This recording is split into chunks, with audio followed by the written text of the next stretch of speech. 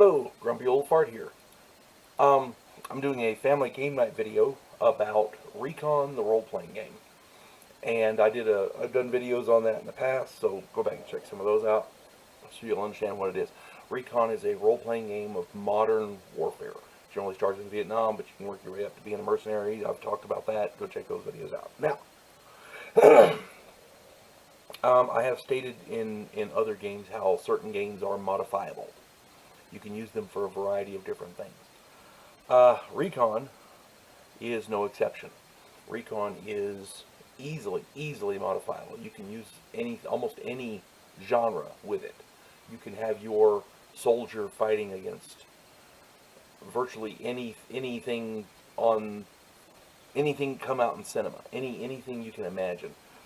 I have run players against things in the past that have piqued their interest, and usually it comes from movies that they saw or whatever, and they talked about it, so I'll work up a game a few months later, I'm ready to go, and, a few weeks or months or whatever. I have run my son against swamp monsters, a la The Legend of Boggy Creek. I have run them against players against aliens, because they really liked V and World War A. There's a television program called World War A. Independence Day was real big back in the day, so I have run them against Bigfoot. I have run them against giant snakes, like from the Anaconda movies. I have run them against giant spiders, like from Lord of the Rings. Sentient sharks, like from Deep Blue Sea. Undead zombies. There's tons of movies about that. Super soldiers. Some usually from like a mad scientist or something. Werewolves, gargoyles, mummies, metahumans, superhuman people, demons, and possessed people. Like a demon could jump from person to person. I did that once. That really, really got him.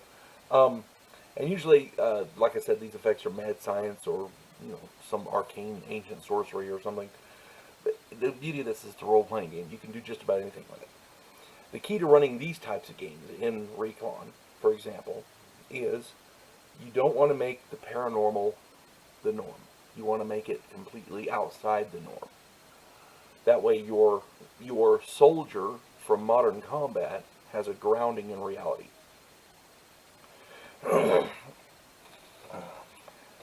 Now, you can make it to where these soldiers hunt down the paranormal all the time, and that's fine. But have a separate game set up for that, so that they can run their regular Recon characters in regular warfare. You don't want to give one of the main things you want to watch out for is you don't want to give the player characters evidence.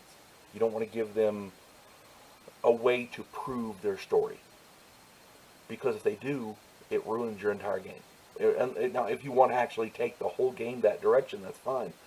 But if you just want to do a quick thing, oh look, they found Bigfoot, and then go back to the norm, you don't want to be able to give them evidence of that. Because one of your players, I guarantee you, will stand in front of Congress saying, we need funding to go and find Bigfoot. Here's your evidence. And that would ruin your whole thing. But without proof, they tend to keep their mouth shut. That's the way that works. And the only thing you have to worry about when you're doing a monster scenario in a Recon game is you've got to work up the stats, because they're not in the books. And just be reasonable. Don't make the monster so badass that a soldier can't kill him, because otherwise, what's the point? But don't make him so wimpy so that the soldiers don't have a challenge. And so when you get into games like that, have a separate, you have gamers and they're playing in this Recon game. Now, if you're going to do a paranormal type thing where they're hunting down aliens or Bigfoot or whatever, have them make separate characters and run a separate game. Keep the two games separate. This is standard Recon. This is your monster game. And it should work out fine. I don't see a problem with it. But people tend to try to mix and match, and after a while it gets, eventually there's going to be proof.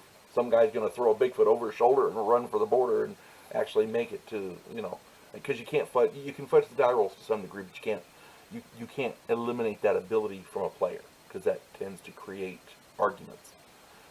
And that's one thing you don't want in the game. You don't want to argue. The whole point is to have fun. So if you're going to do that, keep those two different genres separate.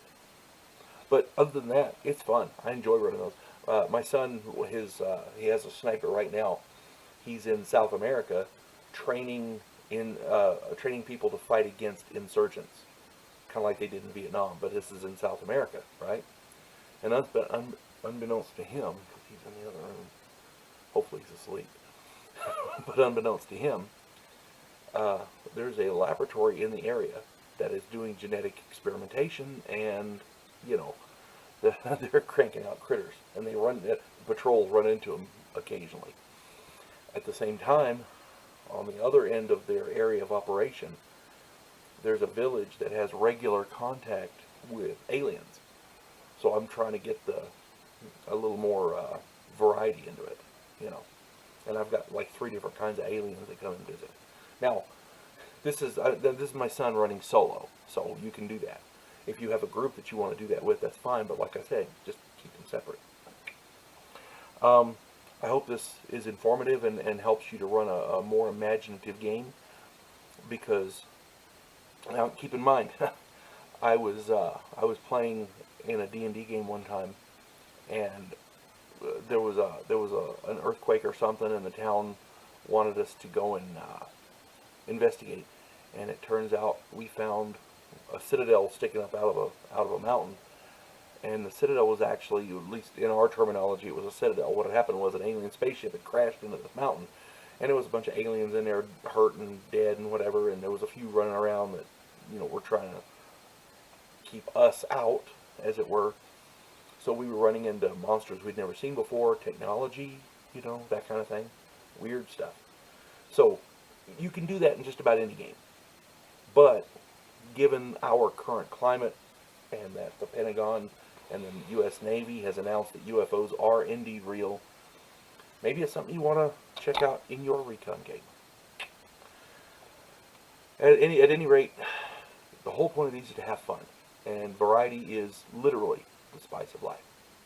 You folks have a good day. God bless one and all.